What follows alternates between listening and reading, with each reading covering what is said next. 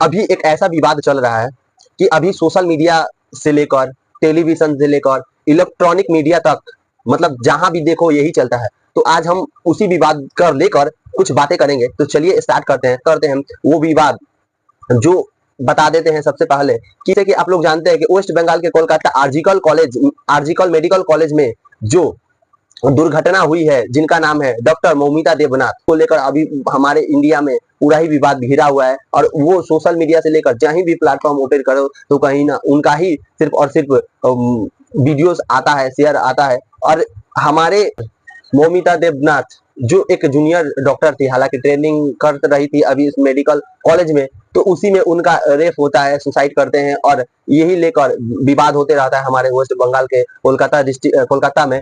बहुत ही दुखद की बात है कि वो लड़की जो एक निम्न परिवार से बिलोंग करती थी, हालांकि अपने माँ बाबा के सपनों को लेकर मतलब बहुत स्ट्रगल कर रही थी, और उनको हत्या कर दिया गया।